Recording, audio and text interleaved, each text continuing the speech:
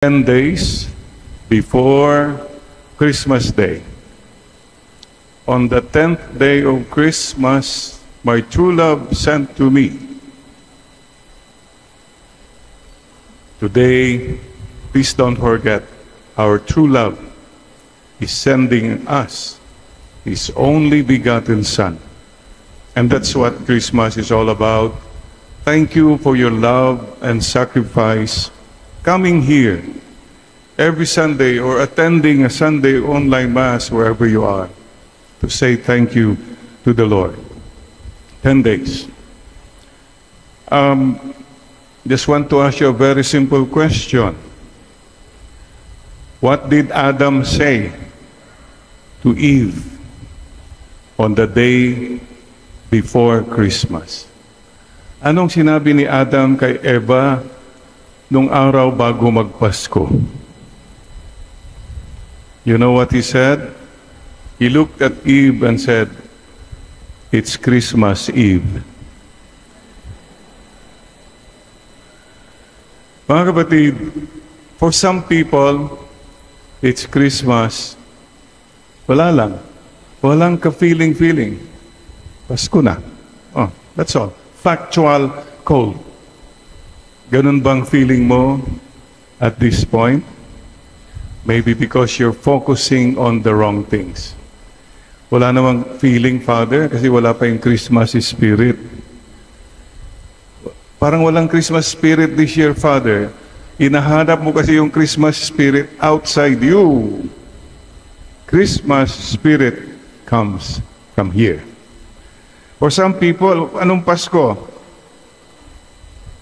Ay, Christmas na. Yay, kikita naman tayo. Financial.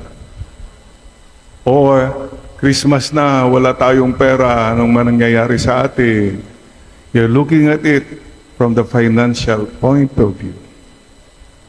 Or mga iba naman, ay, Christmas. Pasko na. Sinta ko. Emotional ka masyado. May nawala. O you're hurting, again, you're not really focusing yet kung ano talaga ang Pasko. Iba naman, eto na ay, Lord, basta, I'm very happy. Kasi po, nandito po kayo. Walang dekorasyon masyado, walang budget. Basta I know, Lord, I'm so happy. You have found the real spirit of Christmas. Because ang dami sa atin, we forget Christmas.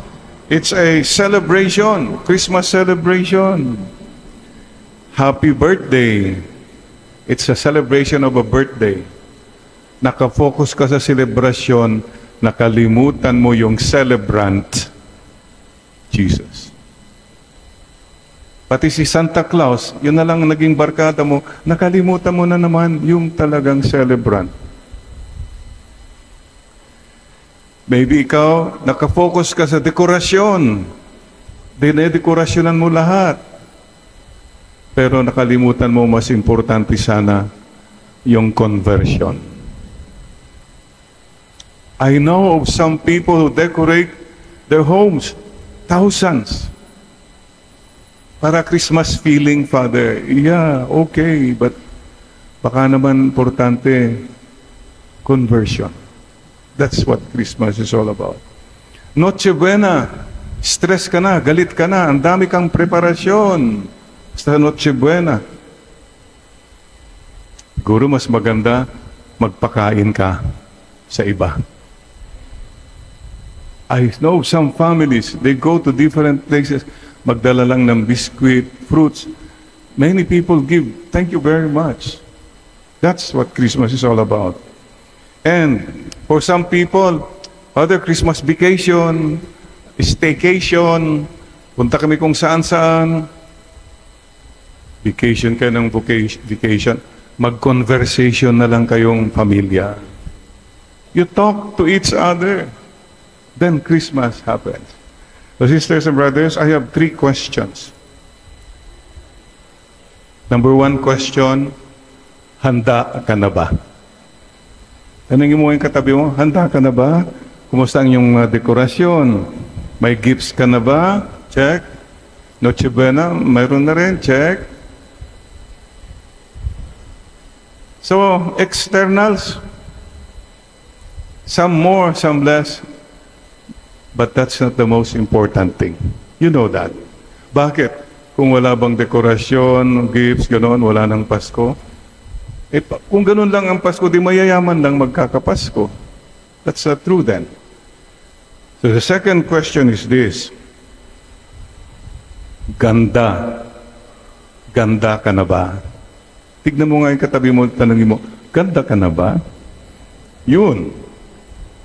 It's about the heart. Inner beauty. Ganda ka na ba? Gusto mong maging maganda? Puso mo? Make a good confession. That's it. Lord, sorry po. I'm really sorry. Peace be with you. Please find the time. Ganda ka na. Ganda ka na ba? If you make reconciliation. Magkakapatid, magkakaibigan, hindi nag-uusap. Ang bigat po nun. Wala lang. Parang, somebody has to move. Ikaw na yun. Make the first move. Be humble. You'll be very happy. Gandang-ganda mo. Pag marunong kang magpakumbaba. Reaching out. Ikaw nang tumawag. How are you? Oh, I'm here. Kumusta? Magkita tayo. This is where the heart becomes beautiful. Where Christmas really happens. Sharing. Gift-giving. Whatever. Oh, assignment. Tignan nyo yung mga gamit nyo. Tinatawag nila yata sa Germany yun, Father, yung spring cleaning. Yung mga gamit na hindi nagagamit, pamigay na. I-sort mo na. Diba? O yung damit mo na, yan, isusuot ko yan kung papayat na ako yan. Yan, o. Tinapit-tabi mo siya. Sinabi mo na yan last year. 2 years ago, nandyan pa rin. Give na tayo. Then they really said, never mind, God will provide. God will give more than you give. Remember that. And, kunwari, yung gift-giving, huwag kang aburido kung baka hindi siya masaya o don't worry. Basta you give it with the heart. Anything given with the heart, okay na yon. Basta from the heart. Caroling. Daming nagka-caroling na naman pa sa mga kalye-kalye. Oh. Ako, very natatouch po ako. Yung driver ko po, si Andy, every time, basta sino man lang, magbibigay sa card, siya na lang kusa eh. I don't stop him. I'm sure he has a reason why. Eh, Father, yung mga nagkakaroling, paulit-ulit lang mga yan. Nanluloko lang naman yan, Father. Kapatid, minsan lang sa isang taon, lokohin ka nila, magpaloko ka na. Ikaw naman. Tapos pupunta ka pa sa market, nang babarat ka. 50 po, ay 20 na lang. Ay, bakit mo babaratin pa? Tama na, this is the Spirit. Why? Okay? Misa de Gallo. Ang tawag namin nung teenager kami dyan, simbang tabi. Oh, kasi makakatabi mo yung crush mo, gano'n. O, simbang tabi. Kaya nag-a-attend ka rin. Ano ang iyong motibasyon? Bakit magsisimbang gabi ka? Yun. Has to be the heart. Hindi dahil sa obligasyon, hindi dahil sa, but mula sa puso. Do it. It's a sacrifice, beautiful offering. So mga kapatid, ganda ka na ba? Third question, tanda mo na ba? Tignan mo yung katabi mo, medyo matanda na ba? But, you know, that's also a good point, no? Pakitanong mo na lang yung katabi mo, excuse me, pang ilang Pasko mo na ito sa mundo? We are growing older, but is our idea of Christmas pareho pa rin? It's still the same. Tanda mo na ba? Tanda means Do you really now understand? Do you really now remember what Christmas is all about? Mga kapatid, tandaan po niyo, Christmas is all about a God who loves us so much, He gave His only begotten Son. Kaisa-isang anak. It's all about a God who loves us. Tandaan mo yan. A God who loves you and me. That's all we need to remember. And Christmas, remember, John 3:16, for God so loved the world, He gave us His only begotten Son. Thank you, Lord, for loving us.